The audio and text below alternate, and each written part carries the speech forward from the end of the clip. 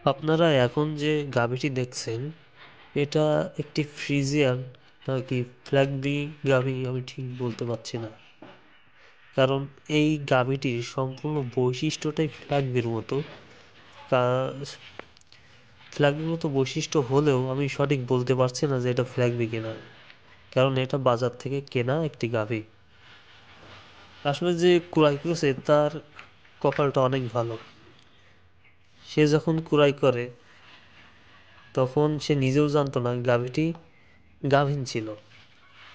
সে বাড়ি নিয়ে আসার পরে যখন চেক করে তখন দেখলো যে গাভীটি গর্ভবতী।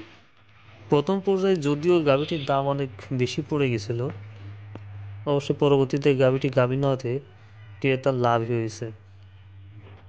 এখন আপনারা দেখবেন যে গাভীটির আসলে কত লিটার দুধ হয়। এই গাভীটির তেমন কোনো পরিচর্যা এবং ভালো খাবার ছাড়াই প্রতিদিন 4 থেকে 5 লিটার দুধ হয়। বলে রাখা ভালো যে গাভীটি কিন্তু যে বাছুর আছে বাছুরটি রাত থেকে সকাল পর্যন্ত বাঁধা থাকে।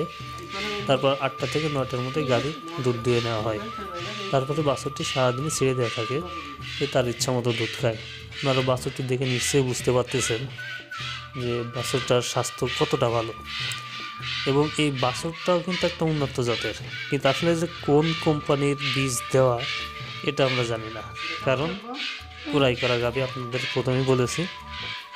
তো আপনারা সবসময় একটা কথা খেয়াল রাখবেন, যখন কোনো গরু কিনবেন সেটার কিন্তু ক্রয়ের উপরই আপনাদের লাভটা ডিপেন্ড করবে। আপনারা যদি ভালো দামে ভালো গরু কিনতে পারেন তাহলে অবশ্যই লাভ হবে।